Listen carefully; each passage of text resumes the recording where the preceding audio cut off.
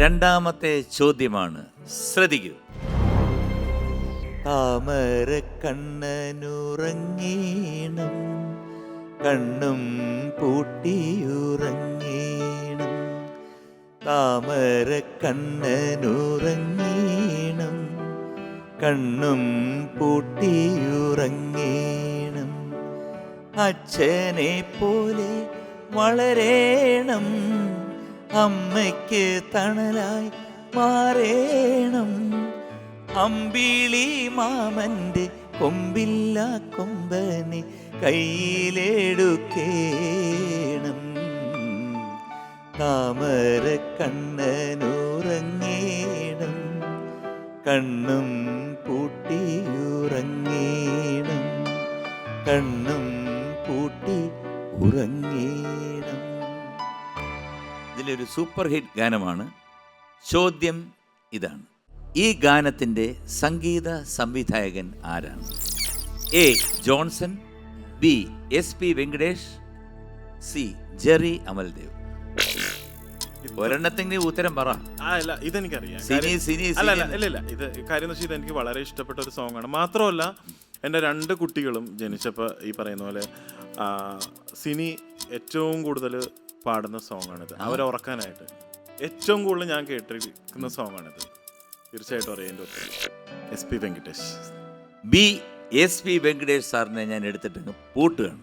അതറിയാം, അതെനിക്കറിയാം. ഓ അങ്ങനെ. അപ്പോൾ ഈ പാട്ടാണ് സ്ഥിരമായിട്ട് പാടിക്കുന്നത്. അല്ല സിനി പറയട്ടെ, ഏറ്റവും കൂടുതൽ മോളായാലും മോനായാലും ചില സമയത്ത് ഞാനും ഉറങ്ങുമ്പോ. അപ്പൊ നമുക്കൊരു കാര്യം ചെയ്യാം, നബീണൊന്ന് പാടും. ഈ പാട്ടാ? അല്ല പാടൂ, നോക്കട്ടെ. താമര കണ്ണനുറങ്ങേണം, കണ്ണും പൂട്ടിയുറങ്ങേണം.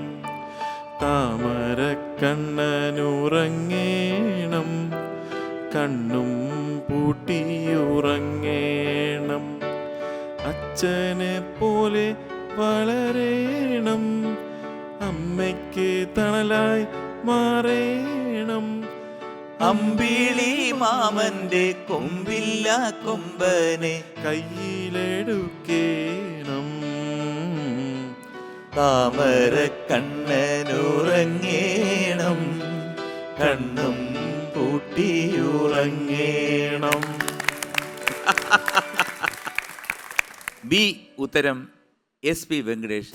വളരെ വളരെ ശരിയാണ്. കൺഗ്രാറ്റുലേഷൻസ്.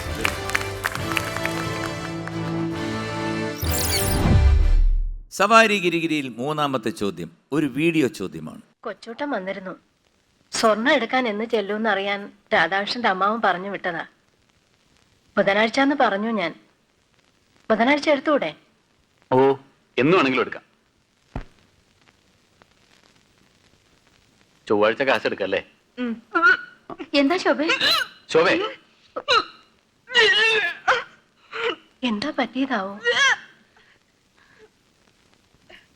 മനം പുരട്ടിയും തോന്നുന്നു.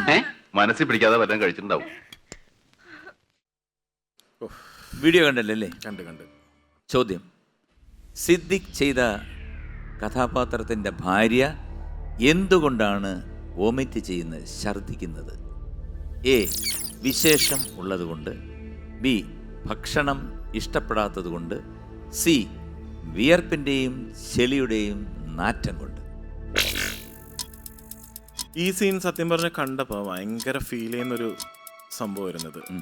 ഇത് പുള്ളിക്കാരിയുടെ ആ ഒരു ഇത് കഴിഞ്ഞിട്ട് ഈ പറയുന്ന സംഭവം ഇതിന്റെ റെസ്പോൺസും കൂടി വരുമ്പോൾ സത്യം പറഞ്ഞ കാരണം പൊത്തി ഒരെണ്ണം കൊടുക്കാൻ തോന്നുന്നു. സത്യം പറയാം, ഭയങ്കര ഫീൽ ചെയ്യുന്നൊരു ഇതാണ്. ഇതൊരിക്കലും മനസ്സിൽ നിന്ന് പോവാത്തൊരു സീനാണ്. തീർച്ചയായിട്ടും സി വിയർപ്പിൻ്റെയും ചെളിയുടെയും നാറ്റം. ഓപ്ഷൻ സി ഞാൻ ലോക്ക് ചെയ്തു. അവിടെ ഇരിക്കട്ടെ. ഈ സിനിമയിൽ ഏറ്റവും കൂടുതൽ ഫീൽ ചെയ്തതും പിന്നെ നമുക്ക് അങ്ങോട്ട് ദേഷ്യം കയറി ഇതൊക്കെ അങ്ങോട്ട് കേൾക്കുമ്പോ ഭയങ്കരമായിട്ട് അങ്ങോട്ട് അതെ കലിപ്പാവും. അപ്പോൾ ജീവിതത്തിൽ ആരെങ്കിലും അടിച്ചിട്ടുണ്ടോ? ജീവിതത്തിൽ ആരെയും അടിച്ചിട്ടില്ല, അടി കൊണ്ടിട്ടുണ്ട്. അടി കൊണ്ടിട്ടുണ്ട്. അതായത് നമ്മുടെ ചിത്രം സിനിമയില് ലാലേട്ടൻ ചെയ്യുന്ന ഒരു സംഭവത്തില് കൂട്ടുകാരനിട്ട് ഒരെണ്ണം കിട്ടൂല, സായിപ്പിന്റെ, അതുപോലെ എനിക്ക് ഒരെണ്ണം കിട്ടിയിട്ടുണ്ട് കൂട്ടുകാരൻ ചെയ്തൊരു സംഭവത്തിൽ. അല്ല, ഭാര്യ അടിക്കാറുണ്ടോ? ഭാര്യനെ ഇടക്കും തലക്കും കൊടുക്കും. പക്ഷെ ഒന്ന് ഇൻവൈറ്റ് ചെയ്യാൻ വരൂ. അമ്മേ അടിക്കാനാ? അല്ല, അടിക്കാറുണ്ടോ ഇദ്ദേഹം വില്ലനാണല്ലോ. ഇല്ല ഇല്ല അടിക്കാറൊന്നുമില്ല. ഭീഷണിയാണ് കൂടുതൽ. ഭീഷണി അത് തന്നെ ഭീഷണി. അതാ ഞാൻ പറഞ്ഞത്, നമുക്ക് ഓവർ ഇങ്ങനെ അങ്ങനെ ചെല്ലും, നിനക്ക് പറഞ്ഞ മനസ്സിലായി ഇങ്ങനെയൊക്കെ ചെല്ലുമ്പോ പിന്നെ ഞാൻ ഓർക്കും അടിച്ചാ പിന്നെ പണി പാളും, അത് വേണ്ട. ആ ഒരു പവറിന് സൗണ്ടിലൊക്കെ അങ്ങനെ നിർത്താൻ വിചാരിക്കും. അത് കൊള്ളാം. പക്ഷെ ഇപ്പൊ രക്ഷയില്ല.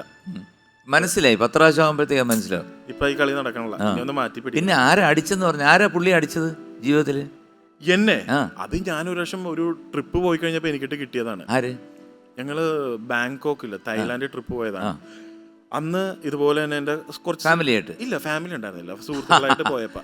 Not the point. അല്ല അത് അവക്കറിയാം, കൂട്ടുകാരായിട്ട് പോയി. സിനിക്കറിയാവുന്ന വേറെ വർഷം. ഇല്ല ഞാൻ സത്യം ഞാൻ പറയണ്ട കാര്യം, എന്റെ ഈ മൂക്കിന്റെ പാലം ഞാൻ നോക്കിയപ്പോ ഒരു ചെറിയ ഒരുത്തനാണ് ചാടിന്ന് ഇടിച്ചു, ഒരൊറ്റ കീറിയിട്ട് ഇങ്ങനെ പൈപ്പിന്ന് എന്താ ഇത് തുറക്കണ പോലെ തന്നെ.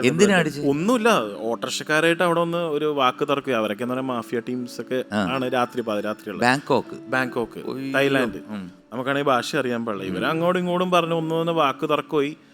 ഞാൻ പിടിച്ചു മാറ്റിയതാണ്, രണ്ടിനെ പിടിച്ചു മാറ്റിയതാണ്. അടിയുടെ ഒരു വക്കത്തെത്തിയപ്പോഴേക്കും ഞാൻ രണ്ടിനെ പിടിച്ച് മാറ്റി. കൂടെ നിന്ന് ഒരുത്തം വിചാരിച്ച് ഞാൻ ഈ സൈസൊക്കെ വെച്ച് അവനെ തല്ലാൻ പോണേന്ന് വിചാരിച്ചു.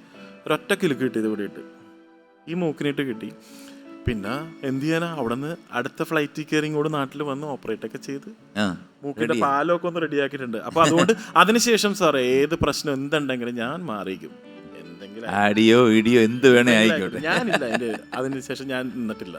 ഓപ്ഷൻ സി, വിയർപ്പിന്റെയും ചെളിയുടെയും നാറ്റം കൊണ്ട് ഉത്തരം ശരിയാണ്. Congratulations, very good.